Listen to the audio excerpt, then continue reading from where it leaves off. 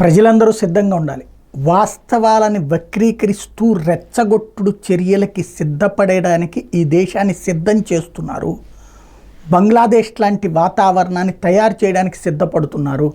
నిన్నటి సల్మాన్ ఖుర్షీద్ దగ్గర నుంచి, సమాజ్వాదీ పార్టీ ఎంపీల దగ్గర నుంచి, మహబూబా ముఫ్తీ లాంటి వాళ్ళ మాటలు చూస్తుంటే ఈ దేశంలో అలాంటి ఒక సంఘర్షణ వాతావరణం సృష్టించి తలలు తీయాలని, తలలు పగలకొట్టాలని, ప్రభుత్వాలని లాక్కోవాలని ప్రయత్నిస్తున్నారన్నటువంటి విషయం కనబడుతుంది. ఎందుకు ఈ మాట అనాల్సి వస్తుందంటే, వినెట్కి ఏదైతే ఈ అమ్మాయి వినేష్కి సంబంధించినటువంటి విషయంలో జరిగింది ఏంటి, అకస్మాత్ అమ్మాయి అసలు పోటీ పడాల్సింది 53, కానీ 50లోకి అంటే తన బరువు తగ్గించుకుని పోటీ పడతానని ప్రకటించింది.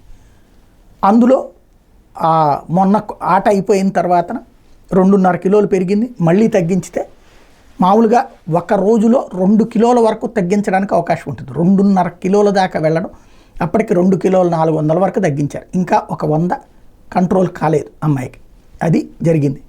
దాంట్లో అమ్మాయికి తెలుసు అట్లాంటి వ్యవహారాలు ఎట్లా ఉంటాయో, అయినా కూడా కేర్ తీసుకోలేదా లేకపోతే ఏంటన్నది ఆ ఇద్దరికి సంబంధించినటువంటి ఇష్యూ, స్పష్టత రావాల్సినటువంటి అంశం. కానీ దాన్ని బేస్ చేసుకుని కావాలని అమ్మాయికి పథకం రానియకుండా చేశారు.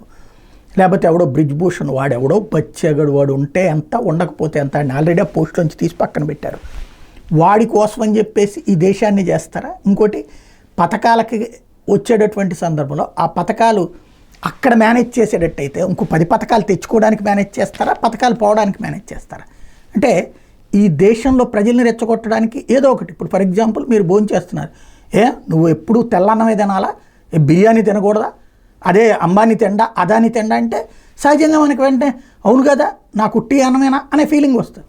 ఈ అసంతృప్తిని రాజేయటం, దానికి ప్రతి అంశాన్ని వాడుకుంటున్నారు, రెచ్చగొట్టే ప్రయత్నాలు చేస్తున్నారు. జాగ్రత్తగా ఉండాల్సిన సందర్భం.